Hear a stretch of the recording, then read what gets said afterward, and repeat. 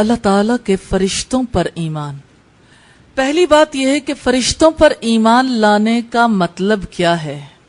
فرشتوں پر ایمان لانے کا مطلب یہ ہے کہ اللہ تعالیٰ نے انہیں نور سے پیدا کیا ہے اور انہیں اپنے احکامات کی مکمل اطاعت اور ان کو نافذ کرنے کی پوری قوت عطا کی ہے، اور وہ اپنے کاموں سے کبھی نہیں تھکتے. اور یہ کہ اللہ تعالیٰ نے اپنی کتاب اور نبی صلی اللہ علیہ وسلم کی احادیث میں جن فرشتوں کے نام اور جن کی صفات اور جن افعال کا ذکر کیا ہے ان پر پختہ اعتقاد رکھا جائے.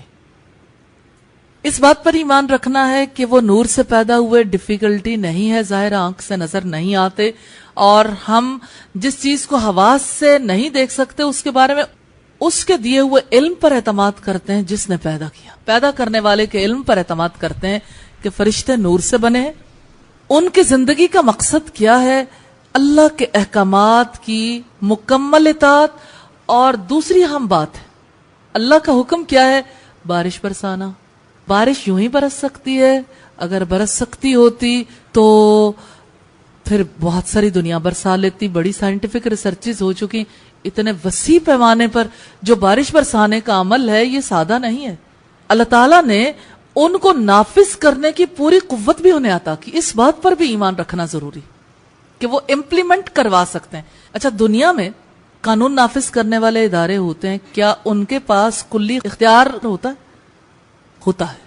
اختیار حکومت کی طرف سے دیا جاتا ہے، لیکن پرابلم یہ ہے کہ انسان جب انسانوں کو اختیار دیتے ہیں ان کے اپنے پاس بھی پورا اختیار نہیں ہوتا، اس لیے ادھورا ہی اختیار منتقل ہوتا ہے، اگرچہ وہ ہمیں مکمل اختیار لگتا ہے. بہرحال وہ اپنے کاموں سے کبھی نہیں تھکتے. انسانوں کو تھکاوٹ لاحق ہو جاتی، یہ کمزوری ہے انسانوں کی. مثلا فرض کریں کہ کسی جج کے پاس کوئی مقدمہ آیا، اب اس کا فیصلہ کرنا. اللہ تو سریع الحساب ہے، جلد حساب لینے والا. جج کیا کرے گا؟ اسے سمجھ نہیں آئی معاملے کی. وہ کہتا ہے اچھا فلاں تاریخ تک اسے ملتوی کر دیتے ہیں، پہلے ہم اس کی تحقیق کر لیں، اس کے لیے فلاں گواہیاں چاہیے، فلاں معاملات چاہیے. اور آپ دیکھیں ہمارے یہاں کیا ہوتا ہے، تاریخوں پہ تاریخیں مستقل آگے بڑھتی چلی جاتی. تو یہ کیا ہے؟ یہ ڈیلے ہونا کیوں ہے؟ کیونکہ جج انسان ہے، تھک جاتے ہیں.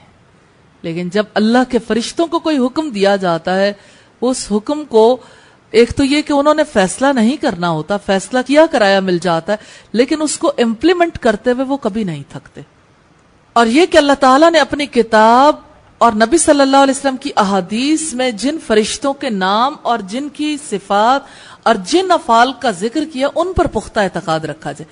یہ بات بظاہر بڑی سمپل سی لگتی ہے لیکن اہم ہے. پہلی بات یہ ہے کہ جن فرشتوں کے نام کتاب اللہ میں موجود ہیں اور سنت رسول سے ہمیں پتہ چلے، حدیث سے، صرف ان پر اعتقاد رکھ سکتے ہیں. اگر کوئی نیا فرشتہ کہیں سے کسی نے بنا لیا خود سے، جیسے ہماری سوسائٹی میں نئی چینج بہت اچھی لگتی ہے، یعنی جیسے نیا فیشن اچھا لگتا ہے، کوئی نئے نام رکھنے کا رواج ہوتا ہے، تو اگر کسی فرشتے کا بھی خود سے ہی کوئی نام رکھ لیا تو ہم اسے تسلیم نہیں کر سکتے. ہم اسی کو تسلیم کریں گے جو اللہ نے اپنی کتاب میں بتا دیا، جو محمد رسول اللہ صلی اللہ علیہ وسلم نے بتایا. اس سے نہ آگے نہ پیچھے. دین کیا ہے؟ دین فکسڈ ہے. اب ان بنیادی فیکٹس کو سامنے رکھتے ہوئے آگے چلیں گے تو فرشتوں پر ایمان کی حقیقت کھلتی چلی جائے گی. اچھا، پھر جن صفات کا اللہ تعالیٰ نے تذکرہ کیا اور جن افعال کا، صفت اور فعل میں کیا فرق ہوتا ہے؟ صفت وہ ہوتی ہے جو کسی کے اندر موجود ہے، فعل وہ ہے جو واقع ہو جائے. صفت بھی واقع ہوتی ہے لیکن فعل وہ ہے جو انسان کے اعضاء اسے انجام دیں، یا وہ کام، وہ ایسا کام ہے جو ہو جائے، وقوع پذیر ہونے والا جو عمل ہے اس کو فعل کہتے ہیں. وہ وقوع پذیر ہو چکا، اس کو فعل کہتے ہیں. تو ہم صرف اس پر اعتقاد رکھیں گے جو صفات اللہ نے بتائی فرشتوں کی، یا جو افعال اللہ نے بتائے، یا جو نام اللہ تعالیٰ نے یا محمد رسول اللہ صلی اللہ علیہ وسلم نے بتائے. اچھا، اس حوالے سے پہلی بات ہے، جو علم اللہ تعالیٰ نے اپنی کتاب سے ہمیں دیا، فرشتے اللہ تعالیٰ کی مخلوق ہیں اور غیر معبود ہیں. الانبیاء کی آیت نمبر 26 سے ہمیں پتا چلتا ہے اب اللہ کی مخلوق اور غیر معبود. کیوں اس کے اوپر زور ہے؟ اس لیے کہ اہل عرب اس گمراہی میں مبتلا ہوئے تھے، وہ فرشتوں کو اللہ کی بیٹیاں کہتے تھے اور ان کو معبود بناتے تھے. تو اللہ نے اپنی کتاب میں واضح کیا وہ مخلوق ہیں اور غیر معبود. دوسری بات ہے، فرشتے اللہ تعالیٰ کی نافرمانی نہیں کرتے. نافرمانی نہیں کرتے اس کا مطلب یہ ہے کہ فرشتے فرما بردار ہیں. اس پر اعتقاد رکھنا ضروری ہے. التحریم کی آیت نمبر 6 سے پتا چلتا ہے. تیسری اہم بات ہے ملائکہ کی تعداد کے بارے میں کوئی نہیں جانتا. المدثر کی آیت ہے 31.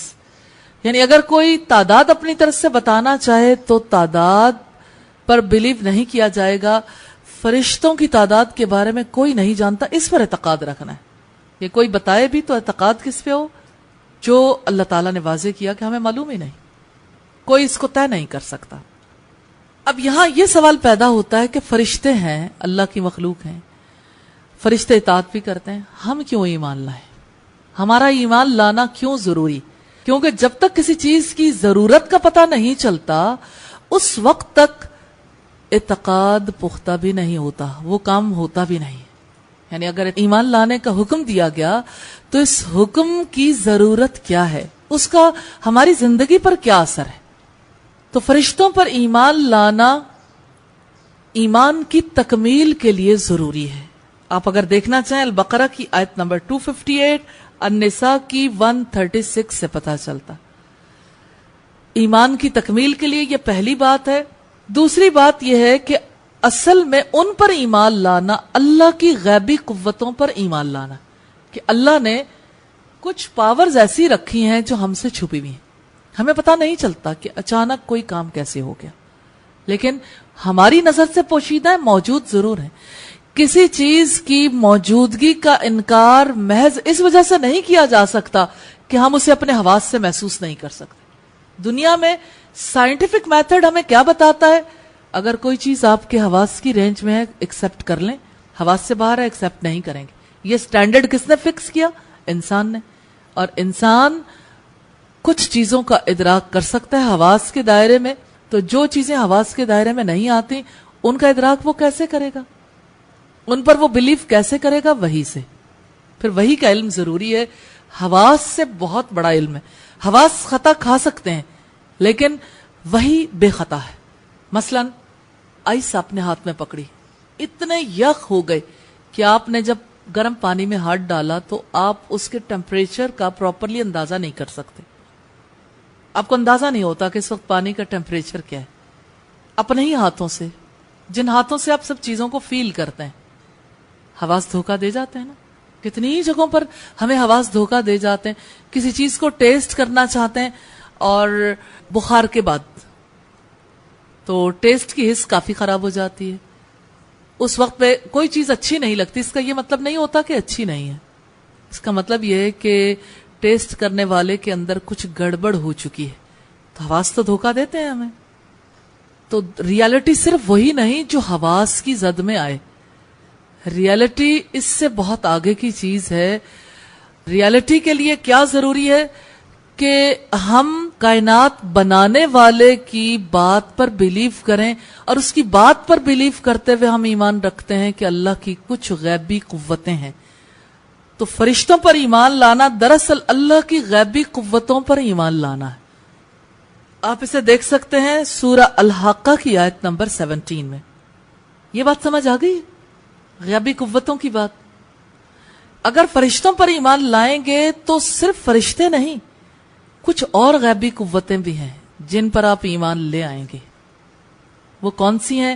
جو حواس کی زد میں نہیں آتی, جن کا ہمیں پتا ہو یا نہ پتا ہو. آگے اس کی بھی بات آ رہی ہے. تیسری اہم بات ہے فرشتوں پر ایمان لائے بغیر اس کائنات میں اللہ تعالی کی تدبیر اور انتظام کو سمجھنا ممکن نہیں ہے. اس کائنات میں کوئی کام کیسے ہوتا ہے اگر فرشتوں کو مائنس کر دیں. اب بارش دیکھیں, یعنی عقل کے لیے سمجھنا کتنا زیادہ مشکل ہے بارش کیسے برسی. صرف ایک واٹر سائیکل ہے, واٹر سائیکل کو سمجھنا ہمارے لیے ممکن ہی نہیں رہتا. مثلا سائنسدان اسے سمجھانے کی کوشش کرتے ہیں. کیسے؟ سورج کی حرارت سے جب سمندر کا پانی بھاپ بن کر اٹھتا ہے, پھر وہ اوپر جا کے ٹھنڈا ہو جاتا ہے, پھر وہ بادل کی صورت میں تبدیل ہو جاتا ہے, پھر وہ بادل کسی علاقے میں پہنچتے ہیں, پھر وہ بادل برستے ہیں, بارش ہو جاتی ہے. کرنے والا کون ہے؟ ہر چیز غائب ہے. سائنٹیفک میتھڈ میں ہمیں کوئی پروف کر ہی نہیں سکتا یہ ہوا کیسے. کوئی قوت تو ہے جو اسے انجام دے رہی ہے. اس کی تدبیر اور انتظام کیسے ہوتا ہے؟ رب تعالیٰ نے اپنی کتاب سے اور محمد رسول اللہ صلی اللہ علیہ وسلم کی سنت سے اسے واضح کر دیا کہ اس کائنات کا انتظام کرنے کے لیے فرشتے اللہ کے حکم کے پابند ہیں. وہ اللہ کے حکم سے یہ سارے کام کرتے ہیں. جیسے حضرت جبرائیل علیہ السلام اللہ کی وحی پہنچاتے تھے، اسی طرح سے باقی فرشتوں کے امور ہیں. چوتھی بات ہے، فرشتوں پر ایمان لائے بغیر وحی کو تسلیم کرنا ممکن نہیں رہ جاتا. سورہ التکویر کی آیات 19 سے 21 سے ہمیں پتا چلتا ہے اگر آپ یہ تسلیم نہیں کرتے کہ فرشتے ہیں، وحی ختم ہو جاتی ہے. مثلا حضرت جبریل علیہ السلام پر جو ایمان نہیں رکھتا وہ اللہ کی وحی پر کیسے ایمان رکھے گا؟ اللہ تعالیٰ تو اپنے فرشتے کے توسط سے اسے پہنچاتے ہیں. اگر آپ اسے مائنس کرتے ہیں آپ وحی پر بلیو ہی نہیں کر سکتے. اسی طرح سے فرشتوں پر ایمان لائے بغیر موت کی حقیقت سمجھ نہیں آ سکتی. ڈیتھ کی ریئلٹی بھی فرشتوں پر ایمان لا کر سمجھ آتی. کوئی فرشتہ ہے جو روح نکال کر لے جاتا. اگر اس کو آپ مائنس کر دیں تو ڈیتھ کو آپ کلینکلی تو ثابت کر سکتے ہیں کہ اب یہ انسان سانس نہیں لے سکتا، اس کا دل نہیں دھڑکتا، سب کچھ، لیکن آخر ایسا کیسے ہوا؟ آج بھی دنیا میں اسے ثابت کرنے کے لیے بڑے پاورفل ایکسپیریمنٹس ہو رہے ہیں کہ ڈیتھ کو ثابت کر سکیں. ڈیتھ ثابت نہیں کی جا سکتی کہ یہ کیسے واقع ہوئی. یعنی ٹھیک ہے دل دھڑکنا بند ہو گیا، اس کا سبب بھی پتا چل گیا، لیکن پیچھے کون تھا؟ وہ روح کہاں گئی؟ آپ اس روح کے بارے میں انسان کا ذہن حیران و ششدر رہ جاتا ہے کہ وہ جو زندگی تھی وہ اس کے اندر سے کہاں گئی. اب دیکھیے کتنے نادانی کے ایکسپیریمنٹس ہیں، لیکن بہرحال تجربہ تو تجربہ ہی ہوتا ہے. یہ پچھلا کچھ عرصہ پہلے ایکسپیریمنٹس کیے گئے کہ گلاس کے روم میں ڈیتھ بیڈ پہ پڑے ہوئے شخص کو رکھا گیا، پاورفل کیمرے لگائے گئے مانیٹر کرنے کے لیے، اور ایئر ٹائٹ کر دیا گیا کمرے کو، یعنی کہیں سے کوئی چیز نہ داخل ہو سکے نہ جا سکے. کیمرے لگائے گئے، کچھ بھی نہ نکلا، لیکن روح چلی گئی. وہ کہاں گئی؟ کہاں جاتی ہے روح؟ کون آتا ہے؟ کون لے جاتا ہے؟ کیا ہمارے سارے حفاظتی اقدامات کے باوجود؟ ہاں، رب یہ کہتا ہے اگرچہ تم چونا گچ محلوں کے اندر کیوں نہ ہو، کہیں سے کسی چیز کی انٹری نہ ہو، کسی چیز کے نکلنے کا امکان نہ ہو، روح تب بھی نکل جائے گی. کوئی نکالنے والے آئیں گے، وہ پاور رکھتے ہیں، وہ نکال کر لے جائیں گے. ڈیتھ کی ریالٹی کو آپ نہیں سمجھ سکتے جب تک کہ فرشتوں پر ایمان نہیں لاتے. تو اس کا مطلب ہے فرشتوں پر ایمان لانا ہماری بہت بڑی ضرورت ہے. پھر اسی طرح سے فرشتوں پر ایمان لائے بغیر رسولوں اور کتابوں پر ایمان لانا ممکن نہیں رہ جاتا. الشعراء کی آیات ہیں 192 اور 194. یہ بات بڑی اہمیت کی حامل ہے، اور اس کا لنک اگر آپ جوڑیں، وحی کے ساتھ جوڑیں، تو آپ کو سمجھ آ جاتی وحی کیا ہے؟ اللہ کا کلام، اور لانے والا کون ہے؟ فرشتہ. اور آتی کس پہ ہے؟ رسول پر. اگر فرشتہ آیا ہی نہیں، کتاب کہاں سے آ گئی؟ رسول کیسے بن گئے؟ وہی تو پیچھے ہر ایک چیز کے لیے کوئی پروٹوکول ہوتا ہے نا. یہ پروٹوکول ہے جس کے تحت کسی کو نبی بنایا جاتا ہے، اس کو کلام دیا جاتا ہے، وہی نازل کی جاتی ہے، اور پھر وہ کتاب کہلاتی. مثلا آپ کے پاس یہ کتاب موجود ہے، یہ کیسے کتاب بنی؟ اس کو کیسے قرآن مجید کہا گیا؟ آپ فرشتوں پر ایمان کو نکال دیں، آپ کے پاس ثابت کرنے کا کوئی سلسلہ ہی نہیں رہ جائے گا، کیونکہ فرشتے کے بغیر اس پر ایمان لانا ممکن نہیں. اسی طرح سے فرشتوں پر ایمان لائے بغیر دوزخ اور جنت پر ایمان لانا ممکن نہیں ہے. المدثر کی آیات 26 سے 31، الزمر کی آیات 71 سے 73 سے ہمیں یہ ملتا ہے. اسی طرح فرشتوں پر ایمان لائے بغیر جزا سزا پر ایمان لانا ممکن نہیں رہتا. سورہ الانفطار کی آیات 9 سے 12، قاف کی آیات 17-18 سے پتا چلتا ہے. اب یہ دونوں چیزیں آخرت سے متعلق ہیں. مثلا دوزخ کے نگہبان فرشتے ہیں، مالک کا تذکرہ ملتا ہے. اسی طرح جنت کا نگہبان فرشتہ رضوان. اسی طرح سے جنت اور دوزخ کے حوالے سے آپ اس کی ایڈمنسٹریشن کو ختم کر دیں، آپ کو اس کی ریالٹی کیسے سمجھ آئے گی؟ آپ اس کے مینج کرنے والے، اس کو ایڈمنسٹر کرنے والوں کو آپ تسلیم نہیں کرتے، پھر وہ نظام کیسے چلا؟ اس نظام پہ آپ بلیو بھی نہیں کر سکتے جہاں کو انتظام کرنے والا ہی نہیں۔ پھر اسی طرح سے فرشتوں پر ایمان لائے بغیر تقدیر پر ایمان لانا ممکن نہیں ہو سکتا، کیونکہ تقدیر لکھی ہوئی ہے۔ اللہ نے حکم دیا قلم کو لکھ دو اور اس نے لکھ ڈالا، اب اسے امپلیمنٹ کون کرتا ہے؟ کیونکہ فرشتے اس کو امپلیمنٹ کر رہے ہیں جو لوح محفوظ میں موجود ہے، اللہ کا حکم ہے۔ اور آپ یہ دیکھیے جیسے سورہ القدر میں ہمیں بتایا گیا کہ فرشتے نازل ہوتے ہیں کس رات میں؟ لیلۃ القدر میں۔ اور کب تک یہ سلسلہ چلتا رہتا ہے؟ ہی حتی مطلع الفجر، یہ سلسلہ جاری رہتا ہے جب تک کہ طلوع فجر نہیں ہو جاتا، یعنی وہ وقت نہیں آ جاتا۔ تو فرشتوں کا نزول اس رات میں، اور پھر فرشتوں کے دیگر معاملات جو ہے، یہ رات جو ہے نا، اس کی ایک اور اہم بات ہے جو سورہ الدخان میں بتائی گئی، فیہا یفرق من کل امر حکیم، کہ اس میں ہر حکیمانہ فیصلہ کر دیا جاتا ہے۔ کائناتی فیصلے جب ہوتے ہیں 1 ایئر کے فیصلے ہینڈ اوور کر دیے جاتے ہیں امپلیمنٹ کرنے کے لیے، ڈیسیژنز جو ہیں وہ کر دیے جاتے ہیں، اور پھر اگلے برس میں اسی کے مطابق جانیں قبض ہوتی ہیں، نئے افراد وجود میں آتے ہیں، اسی کے مطابق کائنات کے سارے نظام چلتے ہیں، یعنی جو اس رات فیصلے ہوتے ہیں۔ کائنات میں بڑی اہمیت کی حامل رات ہے جو لیلۃ القدر والی رات ہے۔ تو اس لحاظ سے اگر آپ فرشتوں پر ایمان نہیں رکھتے تو اللہ کی تقدیر پر ایمان لانا ممکن نہیں رہتا۔ یہ تو ایک پورا پلان ہے جس میں ایک فرشتوں پر ایمان لانا بھی فکسڈ ہے۔ صحیح بخاری کی روایت 318 اور مسلم کی روایت 2636 سے پتا چلتا ہے۔ 10ویں بات ہے فرشتوں پر ایمان لائے بغیر قبر کے معاملات پر ایمان لانا ممکن نہیں رہتا۔ ابو داؤد کی روایت ہے 4753، کیونکہ قبر میں جانے کے بعد سب سے پہلی بات کیا ذہن میں آتی ہے جو رسول اللہ نے بتائی کہ 2 فرشتے آئیں گے، منکر نکیر، اور وہ سوال جواب کریں گے۔ اسی کے مطابق قبر کی زندگی یا قبر کی عرصے کا اور بعد میں آنے والی زندگی کا سلسلہ انسان کو پتا چلے گا۔ تو یہ 10 دلائل ہیں فرشتوں پر ایمان لانے کی ضرورت کے حوالے سے، اور یہ دلائل کس ریفرنس سے ہیں؟ اللہ کی کتاب اور سنت رسول کے ریفرنس سے۔ اس لیے یقین ہے کہ اللہ کی کتاب پر آپ کو یقین ہے۔ اگر کتاب اللہ پر اور محمد رسول اللہ صلی اللہ علیہ وسلم کی حدیث پر یقین نہ ہو تو اس ریفرنس کی ویلیو ختم ہو جائے گی۔ اب ہم دیکھیں گے کہ فرشتوں کی کیا ذمہ داریاں اور فرائض ہیں۔ ذمہ داریاں اور فرائض کے اعتبار سے فرشتوں کی بہت سی قسمیں ہیں۔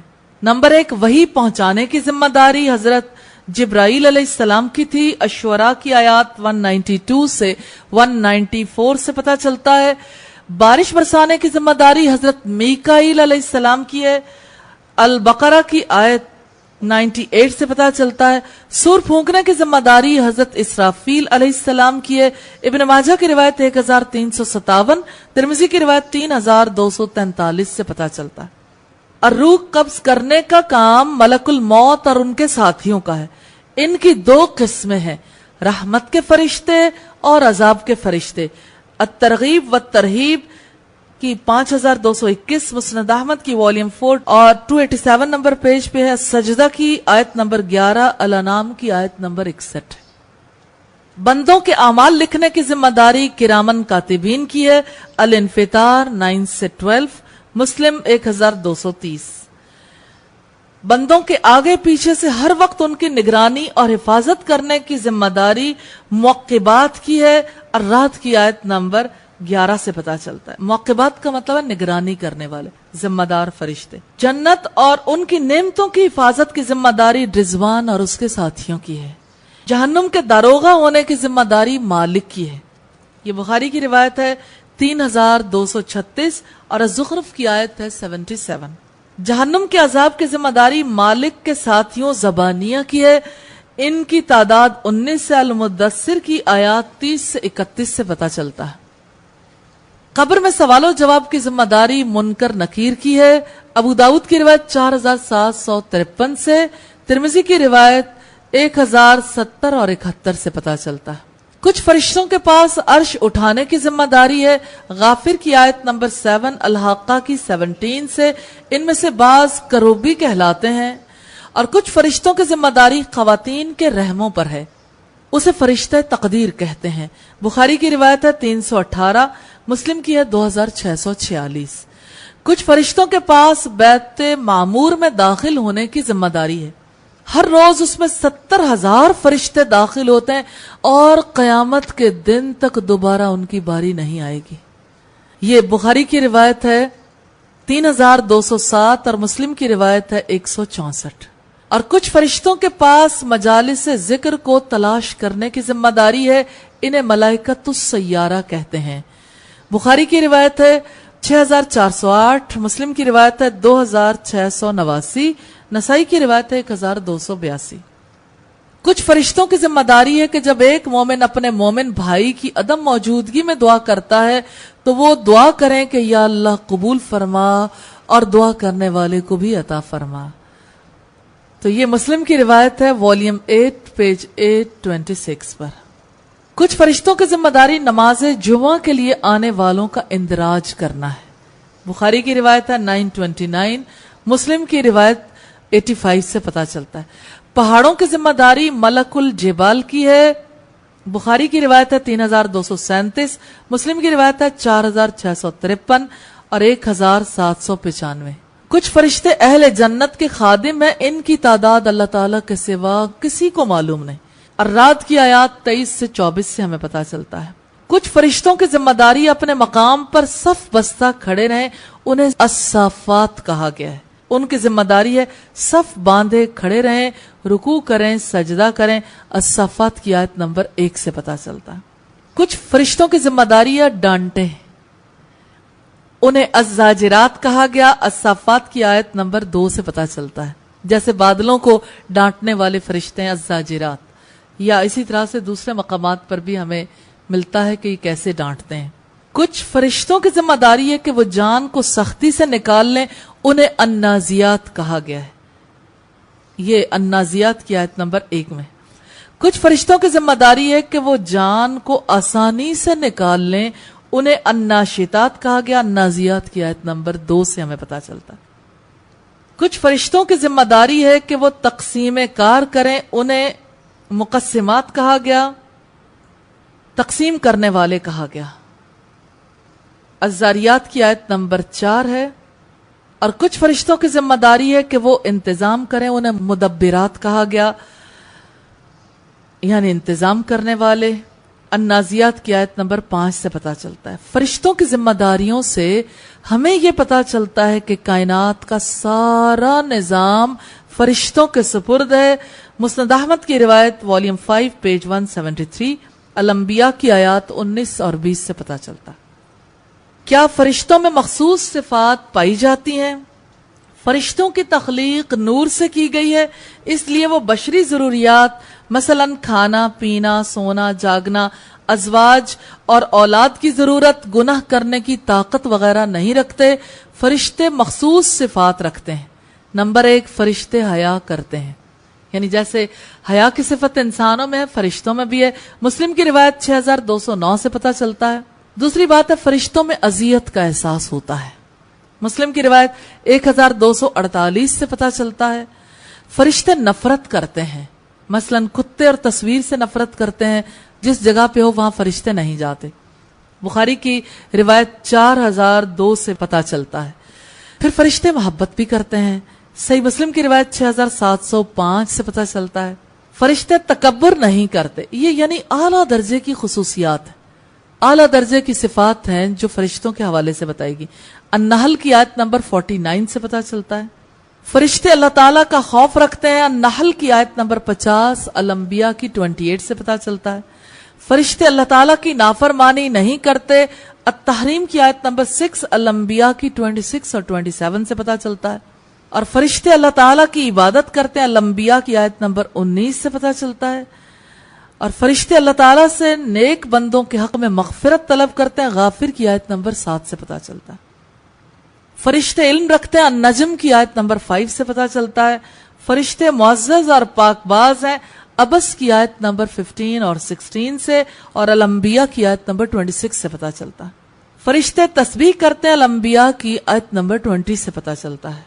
فرشتے دوستی کرتے ہیں، التحریم کی آیت نمبر 4، فصلت کی آیات 29 اور 31 سے پتا چلتا ہے۔ فرشتے رحمت کی دعائیں کرتے ہیں، الاحزاب کی آیت نمبر 43۔ لوگوں کو بھلائی کی تعلیم دینے والوں کے لیے دعا کرتے ہیں، نمبر 1۔ ترمذی کی 2685، صحیح الجامع صغیر کی 1838 سے پتا چلتا ہے۔ پھر فرشتے دعا کرتے ہیں رسول اللہ پر درود بھیجنے والوں کے لیے، ترمذی کی روایت 775 ہے۔ باجماعت نماز کا انتظار کرنے والوں کے لیے دعا کرتے ہیں، بخاری کی روایت 647 سے پتا چلتا ہے۔ اگلی صفوں میں نماز ادا کرنے والوں کے لیے دعا کرتے ہیں، ابو داؤد 664۔ صفوں میں مل کر کھڑے ہونے والوں کے لیے دعا کرتے ہیں، ابن ماجہ 995۔ صف کی دائیں طرف کھڑے ہونے والوں کے لیے دعا کرتے ہیں، ابو داؤد 676۔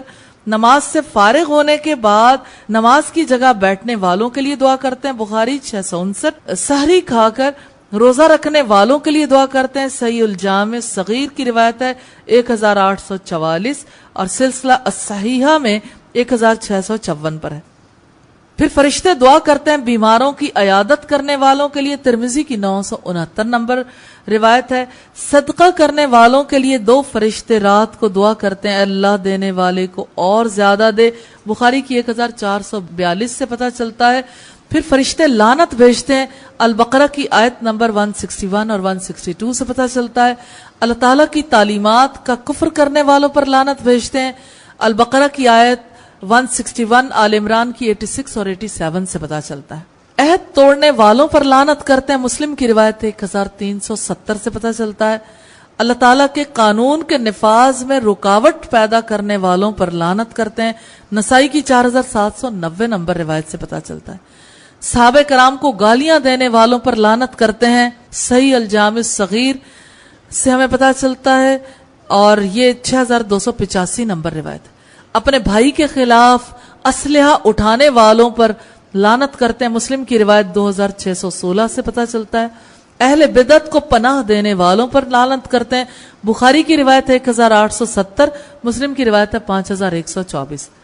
اپنے باپ کے علاوہ دوسروں سے نسب ملانے والوں پر فرشتے لعنت کرتے ہیں۔ کتنے ہی لوگ ہیں جو بچے اڈاپٹ کر لیتے ہیں اور پھر اپنا نام انہیں دے دیتے ہیں، لعنت ساری زندگی پڑتی رہتی ہے۔ اور جو اپنے نام کو اپنے باپ کے علاوہ کسی دوسرے شخص کے نام کے ساتھ منسوب کرتا ہے، جب تک اس نے منسوب کر رکھا، جب تک وہ نسب ملائے رکھے گا، اس پر اللہ کے فرشتوں کی لعنت ہوتی رہے گی۔ ابن ماجہ کی روایت ہے 2209۔ پھر شوہروں کی نافرمانی کرنے والی عورتوں پر فرشتے لعنت کرتے ہیں، بخاری کی روایت ہے 5193، مسلم کی روایت ہے 1436۔ اور بخل کرنے والوں کے لیے رات کو دعا کرتے ہیں، اللہ روکنے والے کا پہلا بھی ضائع کر دے، بخاری کی روایت ہے 1442 اور مسلم کی روایت ہے 2336 اور مسلم کی روایت ہے 2336 اور مسلم کی روایت ہے 2336 اور مسلم کی روایت ہے 2336۔